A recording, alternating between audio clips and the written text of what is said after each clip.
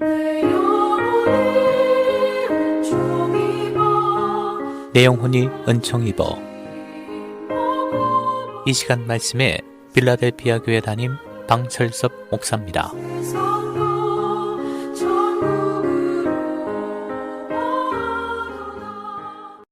네, 여러분 안녕하세요. 화창한 가을 날씨가 계속되고 있습니다.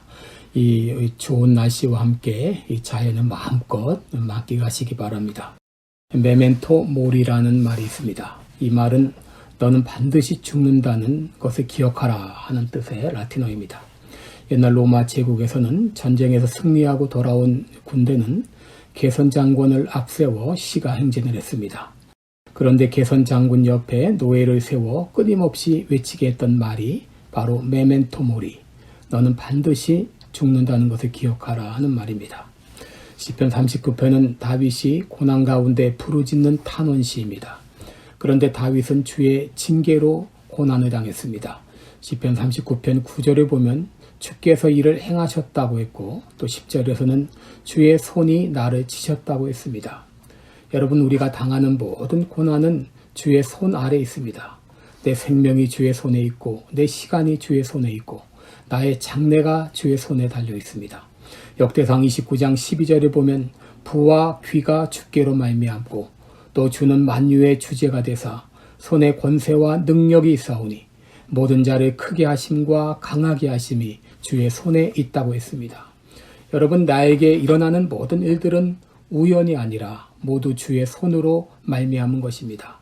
그러므로 내 삶에서 일어나는 모든 일들이 주의 주권적인 섭리 가운데 되어졌다는 것을 인정하는 것이 중요합니다. 내 삶이 고달픈 것도, 내 삶의 고질적인 문제가 해결되지 않는 것도 이 모두 주의 손으로 말미암아 되었다는 것을 인정하지 않기 때문에 삶이 고달픕니다.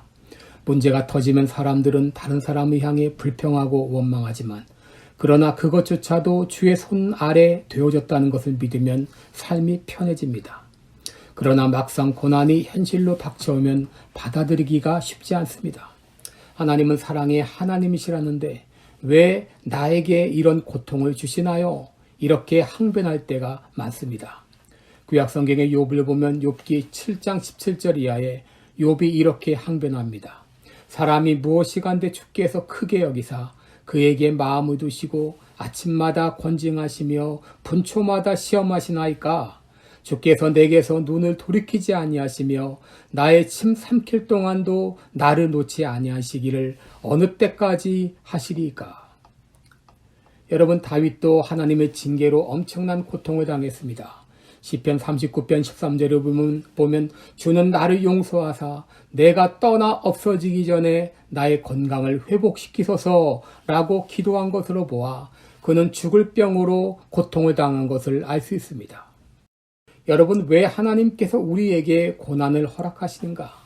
그 이유 중에 하나는 인간이 유한한 존재인 것을 깨닫게 하시기 위함입니다. 다윗이 하나님의 징계를 통해 깨달은 것이 있습니다. 바로 인간의 유한성입니다. 시편 39편 4절을 보면 여호와여 나의 종말과 연한의 어떠함을 알게 하사 나로 나의 연약함을 알게 하소서라고 기도했습니다. 이 말씀은 주님, 내가 언제까지 더 살 수 있겠습니까? 인간의 목숨이 얼마나 덧없는 것인지 알고 싶습니다 하는 기도입니다. 그리고 다윗은 곧바로 그 질문에 대한 답을 얻었습니다.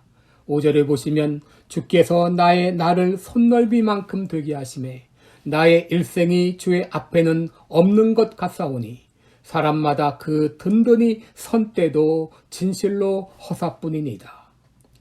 여러분, 인간의 생명은 한 뼘 손 길이와 길이에 불과합니다. 야고보서 4장 14절에 너희 생명이 무엇이뇨? 너희는 잠깐 보이다가 없어지는 안개니라 그랬습니다. 여러분, 인간의 목숨은 천년이 하루 같은 하나님 앞에 없는 것과 같습니다. 인간은 머리를 들어봤자 한낱 입김에 지나지 않습니다. 그런데 인간은 징계를 당하면서 자신이 유한한 존재인 것을 깨닫게 됩니다. 의기양양하던 사람도 죽을 병에 걸리면 자신의 한계를 깨닫게 됩니다. 하나님은 인간의 한계를 깨닫게 하시고자 징계를 허락하십니다. 오해령이라는 작가가 있습니다. 유명한 극작가 오화섭 교수의 딸이요. 자신도 한때 유명세를 치르던 작가 방송인이었습니다. 그런데 1978년 37살 때 위암, 임파선 암 진단을 받게 되었습니다. 의사는 3개월 이상 살기 어렵다고 판정했습니다. 그녀는 어릴 때부터 천주교회를 다녔지만 예수님을 인격적으로 만나지 못했습니다. 그러다가 죽기에 이르자 하나님께 항변했습니다. 하나님 안에서 진리를 추구해온 제게 왜 매를 드십니까? 당신이 살아계시다면 말씀해 주십시오. 이 고통 중에 말씀해 주시지 않으면 더 이상 믿지 못하겠습니다. 시간이 흘러 예정된 죽음의 날짜가 지났습니다. 그러나 그녀는 죽지 않았습니다. 그리고 한동안 물만 먹어도 토하고 혈변을 보는 고통이 지속되었습니다. 이러다 곧 죽겠지 생각했습니다. 그런데 얼마 후 놀라운 일이 일어났습니다. 누군가 목덜미를 낚아채는 강한 손을 느꼈고 순간 방바닥에 나동그라졌습니다. 하나님이 그에게 찾아오신 것입니다. 그 후 겨드랑이 밑에 잡혀지던 암덩어리가 손에 잡히지 않았고 병이 깨끗이 나았습니다. 여러분, 인생은 한 뼘 길이에 불과합니다. 인생의 전성기도 한숨 입김에 불과합니다. 왕년에 훨훨 날아다니던 이들, 미모를 자랑하던 이들, 돈 많다고 떵떵거리던 이들, 나는 새도 떨어뜨린다는 권력을 가졌던 이들 모두 이슬처럼 사라졌습니다. 메멘토 모리. 인간은 유한한 존재입니다. 인간은 반드시 죽습니다.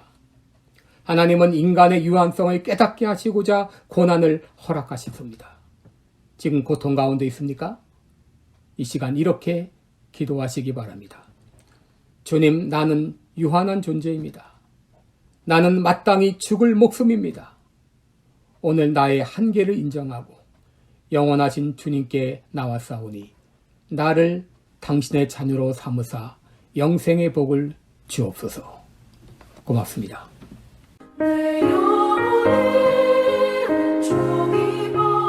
지금까지 말씀의 방철섭 목사였습니다. 방철섭 목사님이 심화하시는 시카고 필라델피아 교회는 4950 웨스트 프렛 애비뉴 스코키에 위치해 있으며 주일 예배는 매주일 오후 1시에 드리고 있습니다. 기타 자세한 사항이나 신앙 상담은 전화 224-578-4915 578-4915번으로 문의해 주시기 바랍니다.